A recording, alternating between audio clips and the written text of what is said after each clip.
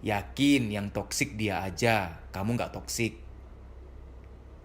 Jangan-jangan kamu membawa luka batin yang banyak dari orang tuamu atau dari mantan-mantanmu sebelumnya. Sedih-sedih terpendam itu, marah-marah terpendam itu selalu akan tumpah kepada siapapun pasangan kamu berikutnya. Buat kamu yang ingin bercerai, ada satu pertanyaan yang perlu kamu jawab. Buat kamu yang merasa udah gak cocok banget, cekcok terus, merasa ingin cerai supaya lebih bebas dan bahagia, ada satu pertanyaan.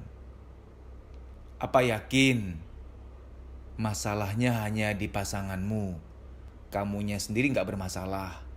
Karena gini loh, kalau ternyata kamu yang toksik, jujur ya, sorry ya, mohon maaf banget. Ini tujuannya untuk ujung-ujungnya kamu perenungan supaya kamu bisa memperbaiki diri. Sorry sekali lagi, mohon maaf, mohon izin. Kalau ternyata kamu juga toksik, atau malahan kamulah racunnya, kamulah yang bermasalah, kamu menikah sama siapapun hasilnya akan sama. Sorry banget. Sesekali saya perlu tegas loh ya. Renungkan baik-baik, kamu ada salahnya juga nggak? Ya ujung-ujungnya sama-sama salah sih. Tapi kalau ternyata dari hasil perenunganmu bahwa kamulah yang sebenarnya paling banyak menyakiti dia, stop berpikir untuk bercerai. Kenapa? Kalau kamu berpikir, oh setelah cerai akan ketemu orang baru, akan bahagia. No. Kalau kamu yang masalah, kalau kamu yang toksik, menikah sama siapa aja sama aja.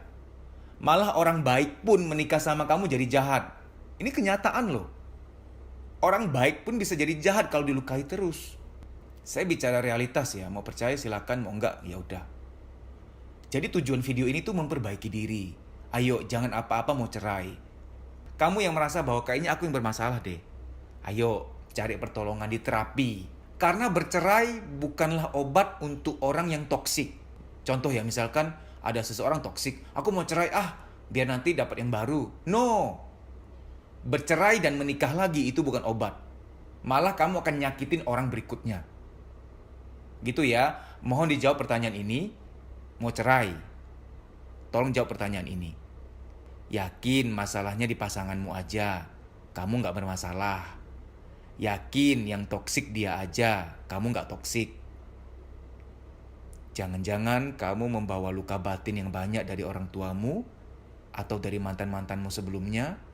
Sedih-sedih terpendam itu, marah-marah terpendam itu selalu akan tumpah kepada siapapun pasangan kamu berikutnya. Jadi bercerai dan menikah lagi bukan jawaban. Hanya nambah-nambah korban baru. Demikian ya. Mohon maaf kali ini saya kayak agak keras. Tapi bukan keras sebenarnya, tapi tegas. Supaya jangan selalu berpikir cerai adalah jawaban. Bagaimana cara mengetahui luka batin yang terpendam? Dikatakan terpendam karena kamu nggak ngeh bahwa itu masih ada. Ini hanya bisa dilakukan di tengah malam ketika kamu terbangun. Kenapa? Saya jelaskan dulu pengantarnya ya.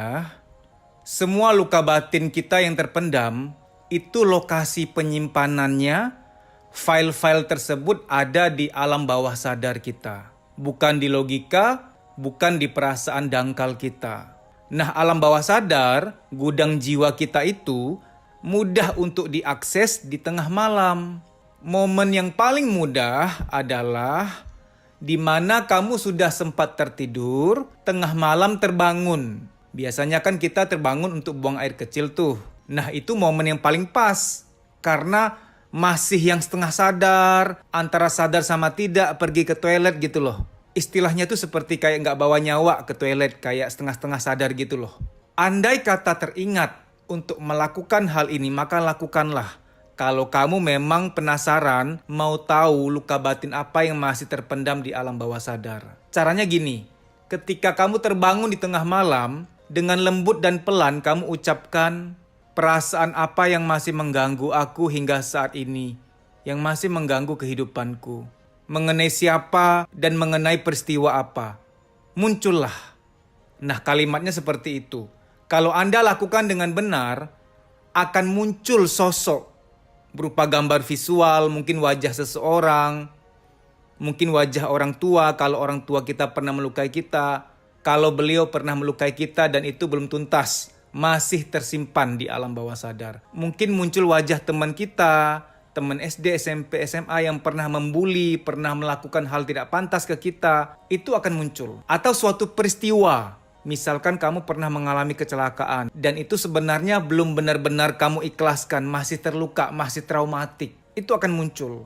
Ini cara untuk menggali, masih ada apa di dalam. Apa manfaatnya? Kalau kita mau sukses atau bahagia, kita tuh harus tahu kita bebenahnya dalam hal apa. Kata bebenah bermakna bahwa bebersih, menata, merapihkan, membersihkan.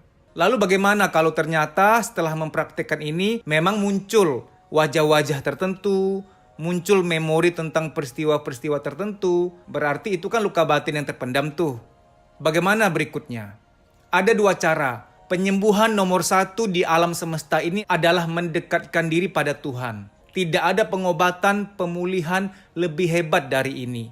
Banyak-banyaklah berdoa, banyak-banyaklah beribadah kepada Tuhan, memohon Tuhan menyembuhkan luka batin tersebut. Minta tolong sama pencipta. Usaha lain yang bisa kamu tempuh adalah kamu berikhtiar, berusaha meminta diterapi secara psikologis. Ya apa boleh buat, memang segala jenis luka butuh pengobatan. Kalau di dunia medis, penyakit jasmani, terapinya dengan obat, dengan suntik, dengan tindakan-tindakan operasi. Di dunia psikologis, pengobatannya berupa terapi psikologis. Mas, aku nggak mau ikut training. Ya gimana dong? Kita kan mau membaik nih, mau meningkatkan kualitas hidup. Karena jangan-jangan luka-luka batin itulah yang membatasi, menghambat mental kita untuk maju. Sehingga mengalami yang namanya menunda pekerjaan, ragu ngambil keputusan, minder, mood swing, tidak sekreatif dulu lagi, negative thinking, susah tidur, badan gampang capek, ada nyeri-nyeri nggak jelas di pundak, di perut, di dada, di kepala, dan lain-lain sebagainya, psikosomatik. Psikosomatik adalah, psiko itu jiwa, soma itu badan. Psikosomatik artinya ada beban-beban di jiwa, baik yang terpendam maupun yang disadari, ketika secara akumulatif sudah penuh, dia nitip taruh beban di badan. Ada yang nitip taruh beban di kepala, jadilah migrain, rambut rontok, pelupa, insomnia, pikun dini, dan lain-lain sebagainya. Ada orang yang ketika jiwanya sudah penuh, jiwanya itu nitip taruh beban di perut, jadilah mah, nyeri head berlebihan, nafsu makan tinggi, nafsu makan rendah, dan lain-lain sebagainya. Saya nggak mau sebut nama-nama penyakit lain yang wah ya. Tidak baik menyebut nama-nama penyakit seperti itu karena dapat mensugesti. Saya sebutkan hanya gejala-gejala kesehatan yang sering dialami oleh kita semua, yang ringan-ringan. Time doesn't heal. Waktu tidak menyembuhkan. Kita perlu berusaha untuk memulihkan diri kita. Ada doa, ada usaha, harus seimbang. Training publik itu jauh lebih melegakan dibanding terapi personal. Beda, bisa 5-20 kali lipat rasa lega dan plongnya.